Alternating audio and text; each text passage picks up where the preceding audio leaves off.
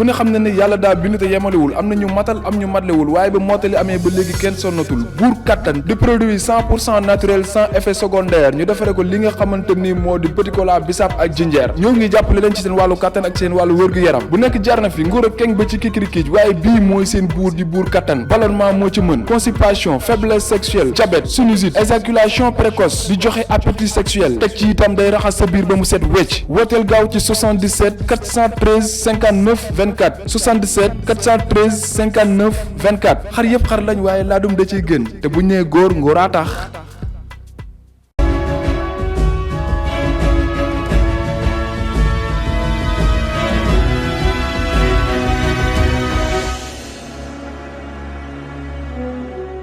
dal leen ak jàmm ci seen invité de la rédaction ci Sunugal 24 tey nag ñu nekk fii marché central au poisson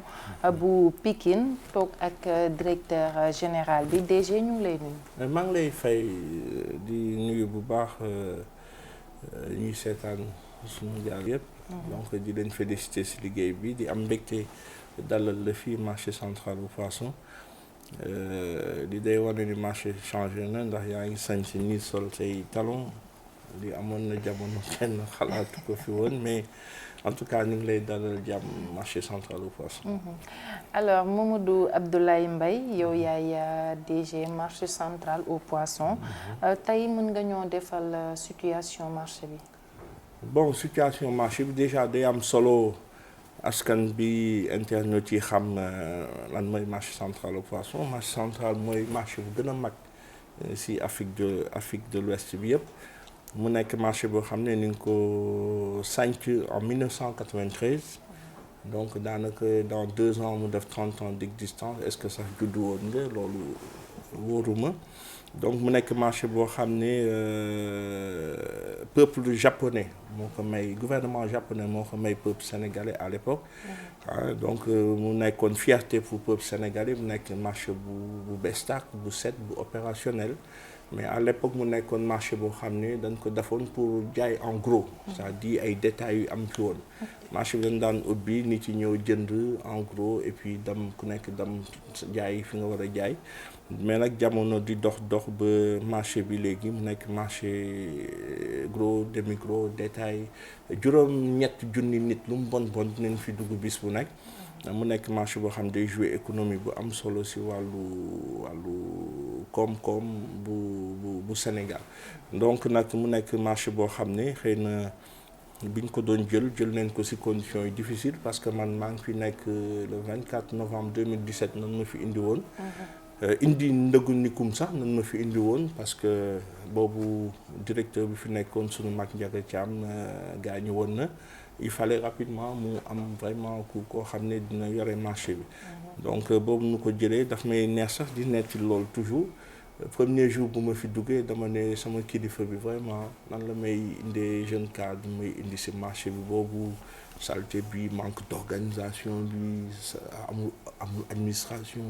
marché bi sooy dugg da ngay sol ay bottes et cetera xam nga mu nekkoon mais nag ñu am fulla ak fayda ministre bi madame Birame ne ko mais xanaa di nga ma jox moyens yu bëri parce que marché bi da nga ko waroon tëj président Macky Sall sax waroon na mettre 2 milliards ba projet bi sax defaroon nañ ko ak waa AGETIP pour defaraat marché bi mais boobu nu ma ko joxee ma dëgër fit rek gëm sama bopp ma gëm ni monopole de la performance c'est-à-dire yàlla waxul ci téere alxuraan lu baax nit bu weex lu bon nit bu ñuul yàlla dimbale na ma samay wàllu jàng samay wàllu liggéey def naa presque dëkk yu bëri mosuma wàcc benn dëkk bu ay jinne tabax donc ci condition yooyu laa am ànd ak samay collaborateurs ñu liggéey ba tey marché bi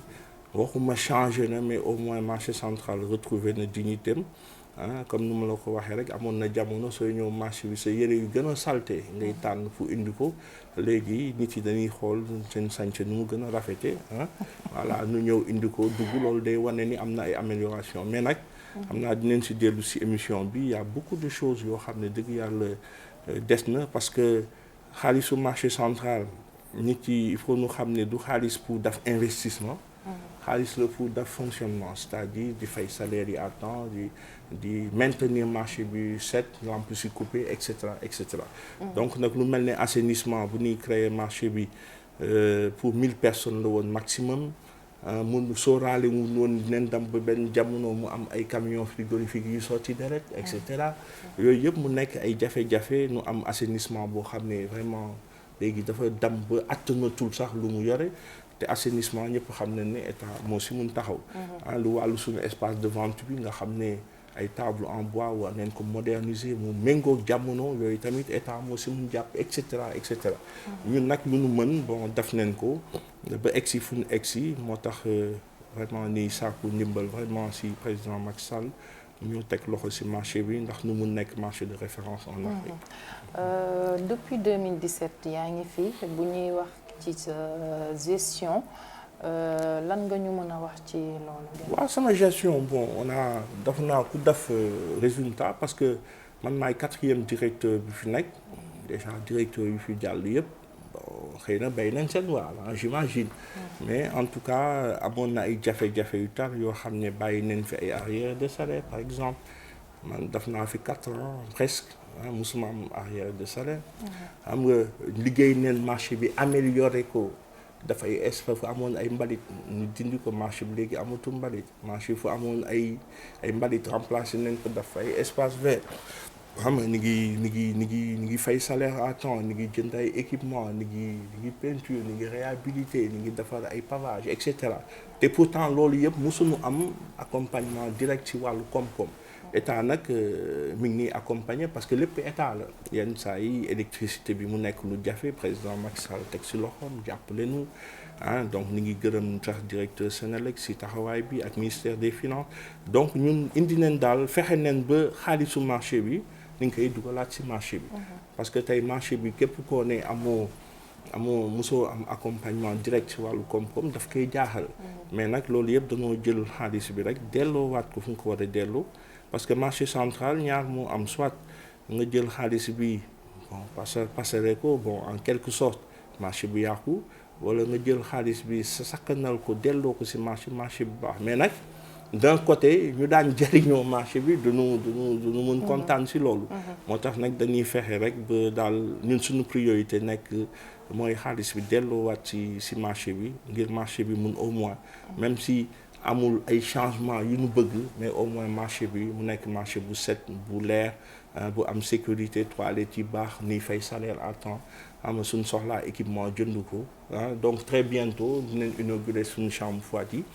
marché bi depuis 30 ans suñu chambre froide yi dafa demoon ba doxatul mais le mois prochain dañuy inaugurer ay chambre froide yu bees tàkk nu ànd si lëkkaloo si ak waa DER d'ailleurs maa ngi félicité di gërëm bu baax Pape Amadou Sarr moom nga xam ne moo lëkkaloo ak fédération des femmes yu marché bi. nu réhabilité à neuf suñu chambre froide ak suñu usine de glace te loolu. c'est la première fois depuis 30 ans loolu yëpp mu nekk nag ay série de gestion yoo xam ne DER mi ngi si marché bi ak nano crédit bi. nano crédit bi plus d'1 milliard ni ngi koy bénéficier si marché bi ak ñu nekk si banlieue bi. yooyu yëpp mu nekk ay ak sunu mosquée bu rafet bu taaru bi tabax neen et cetera yooyu yëpp daal indi neen ko vraiment si yokkute et puis ba daal acteurs yi di mun liggéey si xel bu daal. bu ñuy wax ci mosquée boobu APIX moom moo ko financé. APIX financé wul. tey xaalisu APIX nañu dafa dem mosquée bi. mais APIX financé wul lu tax ma ne financé wul. parce que si projet TER bi projet bu important boobu. dafa am benn tali bu waroon aw si digg marché bi. léegi tali boo mu bëggee aw bon Joolaa la naroon bëgg njëkk aw après ñu waxtaan si ba dévier ko. mu aw foo xam ne si sunu mosquée bi nekkoon ak sunu restaurant léegi nag boo mu bëggee aw foofu.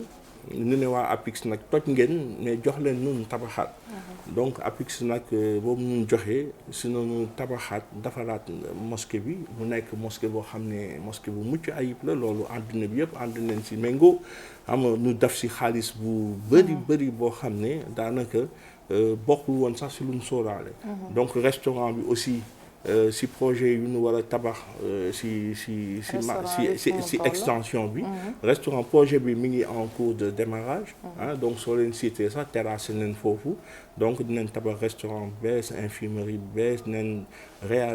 dinañ defaraat benn extension boo xam ne fa ne nii jaay ay produits transformés parce que marché Joola dootul exister dinañ defar ay mbaar yu mareyeurs yi di noppalu ko yooyu yëpp day nekk un projet global boo xam ne mais lu am solo mooy xaalis boobu APIX indemnisé woon marché bi yëpp delluwaat na si liggéey bi. am na d'ailleurs nag APIX ñoo ànd sax liggéey bi ndax ñoom ñoo doon suivre de près travaux yi donc voilà donc loolu moom mooy mais APIX fayu nañu directement xaalis boo xam ne dafa jëm suñu poche. xaalis bi dafa delluwaat tout simplement. ci liggéey bi nga xam ne moom lañu waroon liggéey ak. sànq yaa ngi wax ci situation ñi nga xam ne ñoom ñooy employé yi. mu am syndicat bi nga xam ne dégg nañu fan yi passé ñuy laajte seeni arriéré de salaire. waaye tamit ñu ngi doon ñaawlu ay licenciement yu ñu jàpp ne c'est abusif maanaam jaay doole la. waaw bon fii déjà dafa am lu ñu war a préciser mooy fii dafa am collège des délégués. collège délégués yi musul exister marché man maa bind inspection du travail mais leen dama bëgg nu ñëw organiser personnel bi pour mu gën a am légitimité. yu nu mën représenter personnel bi. 2 man personnellement man directeur Abou Mbaye boobu mu fi nekkee ba léegi musuma am arriéré de salaire. moo heure bi may wax ak yéen sa personnel bi fayeeku na donc xëy na nag gestion précédente yi amal na leen ay arrière c'est vrai que état continuité la mais ku nekk tamit da ngay yenu loo attan donc aujourd'hui ñun lenn rek nunu mun def mooy du moment que ñun budget de fonctionnement bu ñu yore ci fonctionnement mi ngi mel ne tey yow nu jox la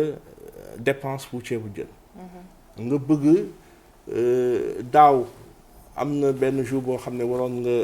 togg ceebu jën toggoo ko ne la yokkaat ci bu daaw bi xam nga loolu doo ko attan mais nag jamono mun na dox ba yow sa borom kër jox la koom-koom bu doy boo xam ne di nga mën dellu si ginnaaw fay nit yi seen arriéré boo ma ñëwee lan moo nekkoon sama priorité ma ne en tout cas am nañ ay arriéré mais man naa fexe ba arrêté du deret bi tuuru mooy ñun doot mu amati retard te loolu moo am exactement te yemuñu foofu parce que dañ leen di gunge tabaski korité dinañ leen jox ay ginaar ouverture dinañ leen accompagner ku feebar nu seeti la ku am dëj nu jàppale la kuy ngénte nu wutal la xar dimbale la et cetera donc man aujourd'hui je pense que ñoom seen condition woon ak léegi wute na ndax dañ daan toog ay weer duñ leen fay ñii dañ daan liggéey 15 jours ñii liggéey yeneen 15 jours man boobu ma ñëwee daax ma kenn te dama ñëw yemale ñëpp seen salaire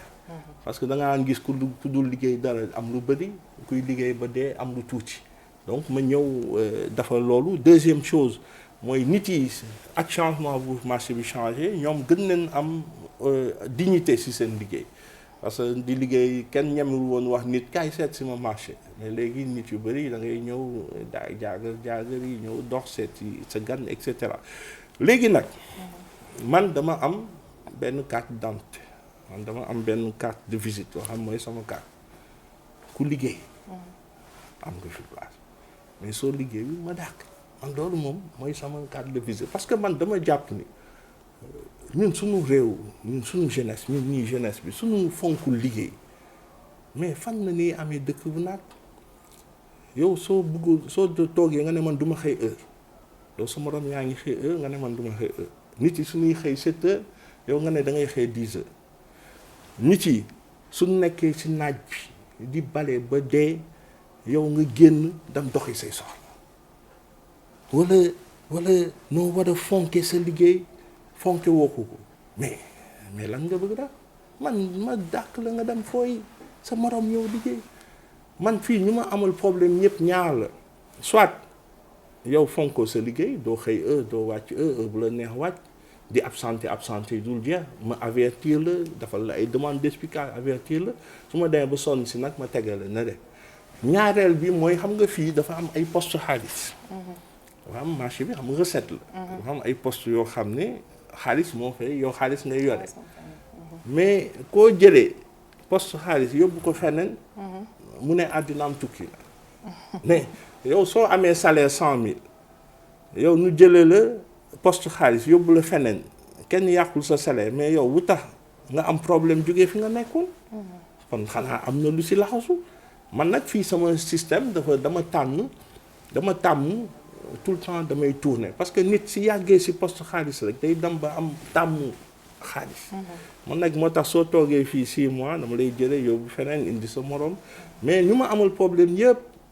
dama leen jëlee poste yu koom-koom daan am yóbbu leen feneen mu mel donc nag man am naa plus de 200 agents donc man su ma gisee benn wala ñaar wala ñett di ñaxtu si kaw 200 mooy war leen gëstu ñett ñoon li ñuy ñaxtu lan man tey nee naa fekkoon 200 yëpp dañoo taxaw 50 yi banque seen loxo sol seen brassard rouge man damay jaaxle kon boobaa sax man maay démissionné mais 1 2 3 te ñooñu dañ la daan waxal lu baax xëy waxal lu bon et cetera donc man daal pour gàttal mooy marché central agent yi ñu ngi fayeeku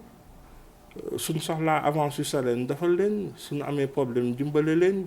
ñu fonk seen liggéey am nañ fi place ñu fonk seen liggéey nag dem fooy. am na ñu naan sax dañ leen a yóbbu congé forcé pour 10 jours. waaw xam yóbbu ma leen congé forcé c'est-à-dire nit yi il faut ñu xam. xam nga marché central par exemple bu jamono di neex xam nga man par exemple amoon naa koom-koom yu bëri yoo xam dama ko ñàkk. par exemple Pàcc Lambaay daf fi nekkoon di fay marché bi nekkatu fi. gargote yi fi nekkoon dañ daan fay marché fi suñu usine glace bi dafa dem ba machine yi xaru yàqu dee. dañ daan génne koom-koom yooyu yëpp amatuma ko. léegi ma ne leen marché bi fekkoon tey par exemple danoo ne chaque at état daf may jox 1 milliard ne ma lii pour salaire u marché poisson boobaa on me doit jël seen salaire jël ko te liggéeyuloo ma de mais marché central ñun par recette na ñuy doxee. par exemple suñu toggee fii marché bi ñëpp xam nañ ne congé annuel bu marché bi mooy tabaski si jotee mareyeur yëpp ñii Saalum nun dëkk ñii Jolof ñii Bawol ñoom dañuy tëj marché bi day tëj c'est-à-dire du am koom-koom mais man nan laay fayee nit si lu ma amul par exemple tey nu ne marché bi si amee xaalis nga fay marché bi si amul xaalis nan laay fay mais leen nag comme que mareyeurs yi tëj nañ pendant 10 jours marché bi du am 0 recette au lieu ma leen di liggéeyloo weer bi dee duma leen fay mais leen yéen profito leen may leen ngeen dem noppaliku ji mooy lan yow doo paas pour liggéey si soo ñëwee doo jënd añ soo ñëwee doo jënd ndékki yow yaa ngi sa kër ñii dem leen seeti seen ay mbokk mais leen comme ça man congé annuel yi mu nekk congé annuel yoo xam ne da ngeen koy def mais sans solde parce que lu tax sans solde parce que man aw ma recette xam nga par exemple bokkul comme par exemple état nga xam ne chaque at jox nañ leen seen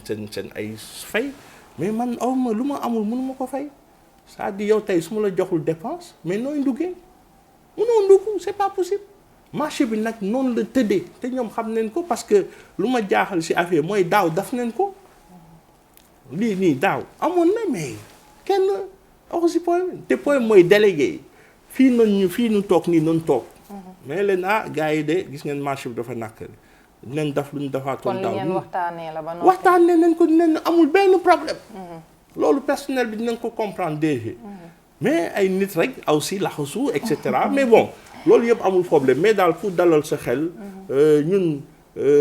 jëluñu kenn fayam te sax ni ngi leen koy remboursé ndax maa ngi Touba bi. naa leen may 4 jours yoo xam ne dama leen koy fay. nu dem màggali te pourtant loolu waruñu ko am. donc tabaski mun naa toog ba tabaski ñëw ay na xar yu ñu jëloon nu leen koy dagg ñeenti yoon mun naa dem ba ñeenteel bi mais leen baal naa leen ko bu leen ko fay parce que daaw noonu def mais loolu yëpp daf si laxasu ay jaxase ay yàq ñëw bëgg wili pande mais alors que problème amul donc loolu moom na sa xel dal lu nu waxtaane woon la daaw amoon na kenn waxu si ren am na kenn waxu si quelques nit rek ñoo si wax loolu yëpp pour jaxase xelu nit yi mais benn problème amul entre direction bi ak personnel bi. sànq yaa ngi wax ci recette yi nga xam ne da nga koo perte ñeel Pàcc Lambaay itam marché Joola mairie Dalifort mu ngi laajte patente yi nga xam ne moom moo fa tukkee ba jamono ji lan la ñu mën a jàpp ci waxtaan wi nga xam ne soobu nañ ko. mais waxtaan mun na si am. xam nga tax mun si am yow mënoo dugg kër jàmbur c'est-à-dire Dalifort marché Joola bi ñu koy yóbbu di ko jox mairie Dalifort boobu marché bi dafa nekkoon ci tutelle ville de Pikine. ville de Pikine am na sañ-sañ mu ne sama doom bi jox naa ko lii sama doom bi jox naa ko lee mais yow soo moomul looy joxe marché central ci tutelle du ministère des pêches la nekk président moo signé décret ne marché central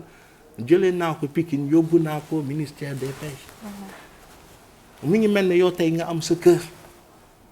nga am sa ay néeg jàmbur ñëw bëgg louer néeg sa biir kër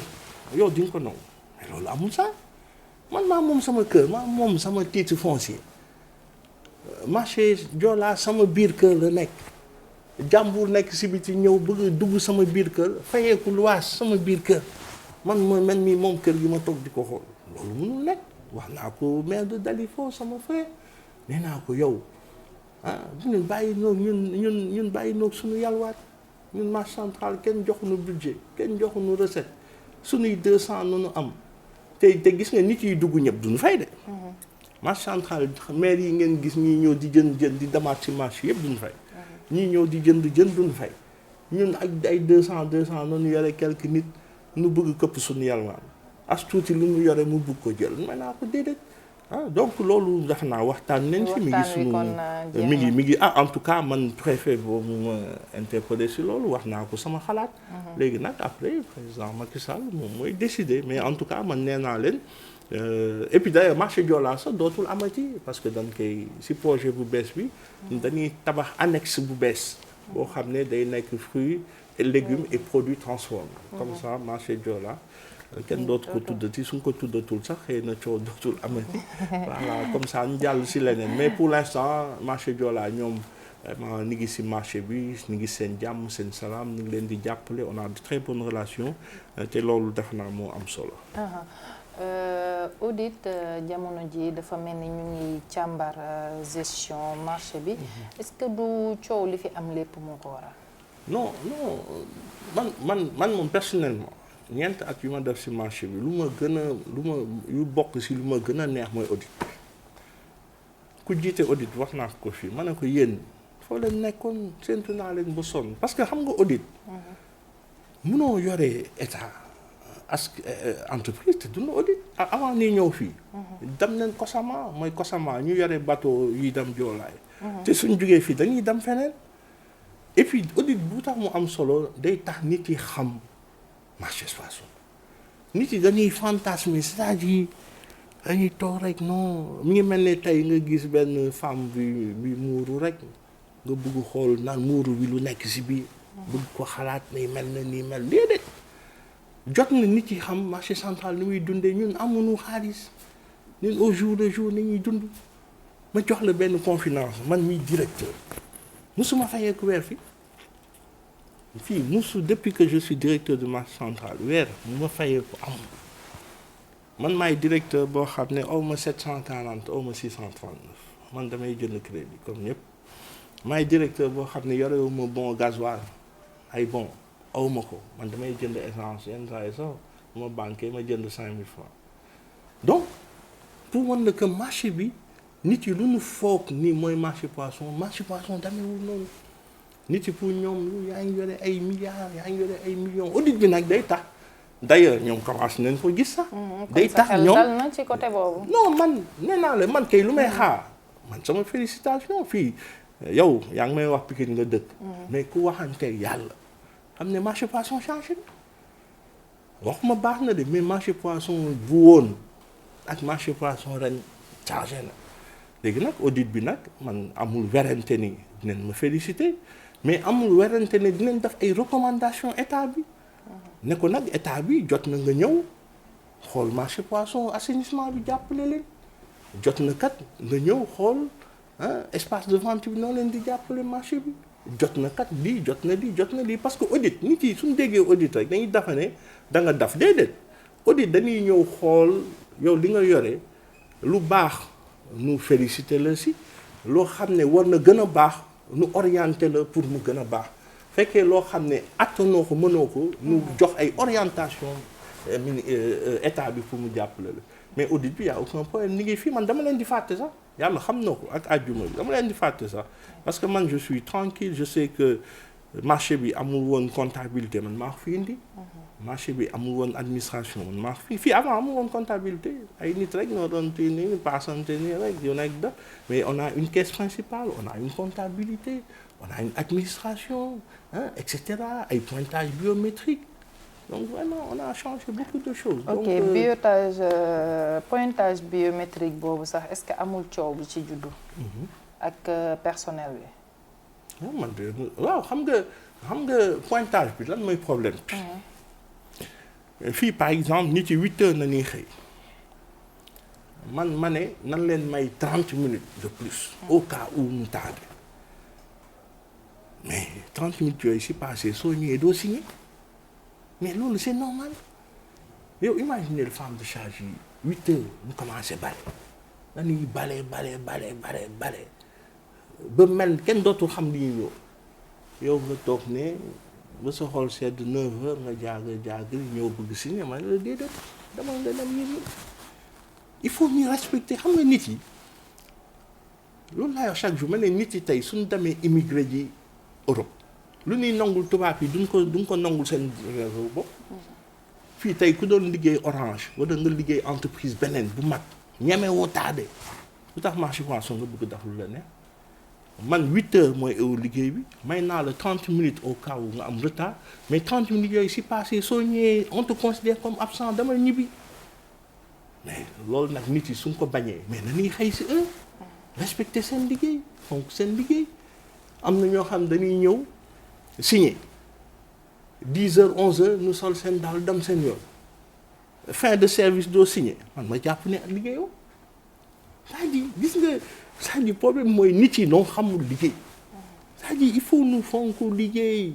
yow mii fi ngay liggéeyee nii am na yoo xam ñeme woo ko mais wu tax ñu bëgg a jël marché poisson bu ko def marché boo xam ne amul déedéet fii dafa am kilifa ku respecté charte yi am nga fi place ku respecté wul charte yi nga dem fooy et puis man ma jël keneen koo xam ne bëgg na liggéey mu liggéey. ok DG ci tutelu Omar Gueye bi muy nekk ministre de la pêche lañ la nommé woon jamono ji changé nañu yàgg na ban rapport nga am ak jëwriñ bi ñu dénk wàllub napp gi jamono ji. bon rapport tutelle rek. ci tutelle am laa bokk. rapport. est-ce que mu ngi jàpp ci doxalinu marché bi ak yooyu. En tout cas war nañ si jàpp. war nañ si jàpp bu baax. pour dire vrai moom man aw ma ndimbal ça moom c'est la vérité xam nga nit moom da ngay wax rek sa àqu lay taal waxuma nag duñ ma dimbale ji mais en tout cas ba bi may wax ni moom kenn dimbale vraiment parce que mënu yore marché bu toll nii yow voilà kenn dugalu ci loxoom daal alors que moom mooy tutelle bi. voilà donc mais maa ngi koy ñaan vraiment mu ñëw dugal ci loxoom parce que voilà ça président. mu ñëw président na ñëw dugal loxoom ci marché bi mais en tout cas respecté naa ko sama kilifa la xam nga parce que état moom ñaar laa ci jàpp mooy respecté sa kilifa am loyauté man nag en tout cas man. respecté naa ko et puis loyal naa ci booram. xam nga ndax loyal mooy lan mooy doo wax lu ñaaw ci ginnaaw nit ki. xam nga donc léegi li ci des nag mooy mu xam ne ñun njabootam noonu bokk rek mu gën nu bàyyi xel gën nu parce que moom mooy suñ dooleelul rek ñun duñu am doole mais suñ doole la rek ñun dañuy am doole donc ni ngi koy ñaan vraiment mu gën a bàyyi xel ci njabootam bu baax. bu nekk marché poisson. gis nañ ne en direct de Pikine jox nañ la raaya yu bokkul ak yeneen raaya yi nga jotoon a am par rapport ak sa gestion ban sentiment la loolu di def. Ben fierté rek xam nga suñ la joxee raaya toujours ni ngi lay encourager xam nga mais man raaya bu ma gën a neex ci raaya yi mooy askan bi liggéey bu ñuy def pour ñoom ñu am jàmm. xam nga ñun suñu chaise yi du suñu chaise président Macky Sall dañu dénk rek man ëpp ma xam-xam kenn quoi dama am chance rek yàlla tànn ma donc ñun dañoo war a am fulla ak fayda am taxawaay c'est-à-dire ñun jeune africain man du ma wax waxu Pikine waxu Dakar waxu Parcelles déedéet man damay wax waxu jeune africain ñun nu ñu bañe woon suñu maam yi ñu takk leen ay chaîne di leen diri ay gore di leen yóbbu di leen bayloo ci tool yi ñun jeune africain war neen bañ sous-développement dañoo war a taxaw tem am gëm suñu bopp xam lan lañ bëgg ci suñu réew est-ce que mën nañ dëkk ci sous-développement est-ce que mën nañ dëkk ci indiscipline est-ce que mën nañ dëkk ci misère mais des na jot na ñu jël suñu destin en main mais nag suñu destin en main suñ ko bëggee jël mais il faut ñu gëm suñu bopp nangoo liggéey am discipline donc raaya bi peut-être daf may gën a encourager maa ngi profité di gërëm bu baax sama frère Alioune Diagne moom exemple d'engagement la Alioune Diagne dégg naa suñu la waxee fu mu commencé da ngay ne mënul nekk mais xoolal léegi day sañse koppati di organiser ay événements yu mag loolu day wane ni tout est possible donc loolu bon et puis am nañ raaya yu bëri ay koy doo yeneen mais bon lu am solo mooy daal ñun loolu du changer dara suñu comportement tey na ni gën a mun bale tey na ni gën a mun for mbalit tey na ni gën a mun jàpp ci liggéey bi pour Sénégal jëm kanam ndax loolu rek moo nu ñor. xam naa pour finir am nga ay ambition politique Parcelles. waaw mais ambition politique c'est-à-dire ambition mënoo ko bañ a am mais man sama ambition mooy lan résultat man c'est-à-dire du ma politicien rajo yi mbel non. man suñ ma dénkee dara dama si wane fu laaj fay def ci résultat léegi nag ñun il faut ñu am kilifa ñun man jeune parti bi la APR la bokk président Macky Sall mooy suñu kilifa par exemple lu ma wax keroog rek direct ci Pikine mais léegi ñëpp mun nu nekk maire 50 000 candidats maire non nanu xool ku am profil bu gën a baax président Macky Sall tànn ko mais ñun ñëpp ñu ànd jàppale ko mais ku nekk si bëggee nekk maire man nee naa maire xanaa dafa am lu si am parce que ñëpp maire il faut nu gëstu xanaa maire moom am na lu si am lu bàyyi idi waxoon waa ji nag ne ko xanaa songum jàkka ji songum néew li xanaa dafa am lu si am mais en tout cas nunu delloo si suñu xel ñu am kilifa fonk suñu kilifa muy président Macky Sall suñu demee ba toll si jongante yi képp ku mu tànn ne man kii moo ma doy ñu ñëpp ñu mobiliser wu jàppale ko man nag jëppal tamit incha allah suñ si yeggee ku président Macky Sall tànn su nekkee man la xayrun su nekkee keneen la ñun ñëpp ñu mobiliser wu dans la loyauté ak engagement jàppale ko pour mu am ndam mais lu am Sénégal rek mooy au final lu am importance mooy au final Sénégal am ndam rek. ce mot de la fin lan lay doon. waaw mot de la fin mooy sant leen gërëm leen sant bu baax waa Parcelles sa caméraman bi sant bu baax waa Pikine yow mi doon présenté. Donc di leen féliciter di wax rek marché central vraiment marché la boo xam ne am nañ ay ambition bëgg nañ nekk marché de référence et puis vraiment ay ndaw noo fi nekk di daan seen doole majorité bi nekk ay doom Pikine donc ni ngi man nee naa nekkuma doom Pikine mais sama biir xol Pikine mi ngi si ndaxte xam naa ne ay nit de valeur noo fi nekk yow rek ku am avenir nga yaa ngi di présenter am fulla ak fayda li ngay def ñu ngi lay féliciter di la ñaanal yàlla di ñaan yàlla def jàmm ci Sénégal def ko ci réew mi mbas mi aussi nga xam ne mi ngi fi yàlla na ko yàlla teggi et puis di ñaanal seen Muntaxa mu yàgg fi lool te wér ndax ni ngi jëm ci màggal bi yàlla na ko ci yàlla may ndam mission bu ko yàlla teg ak seen Touba yàlla may ko ci ndam léegi loolu daal moo nekkoon mot de la fin yàlla na jàmm yàgg Sénégal. merci beaucoup. ñu nekkoon ak Mamadou Abdoulaye Mbaye nekk directeur général marché central au poisson ci seen invité de la rédaction Sunugal 24 di leen jox dig daje beneen yoon ak beneen gan. ku ne xam na ne yàlla daa bind te yemalewul am na ñu matal am ñu matlewul waaye ba mottali amee ba léegi kenn sonnatul buur kattan di produit 100% naturel sans effet secondaire ñu defare ko li nga xamante ni moo di petit cola bisaab ak jinjeer ñoo ngi jàppale leen ci seen wàllu kattan ak seen wàllu wërgu yaram bu nekk jar na fi nguur ak keng ba ci kikirikiij waaye bii mooy mooy seen buur di buur kattan ballonnement moo ci mën constipation faiblesse sexuelle diabète sinusite éjaculation précoce di joxe appétit sexuel teg ci itam day raxas sa biir ba mu set wecc wooteel gaaw ci 77 413 59 24 77 413 59 24 xar yëpp xar lañ waaye laadum da ciy gën te bu ñu nee góor ngóoraa tax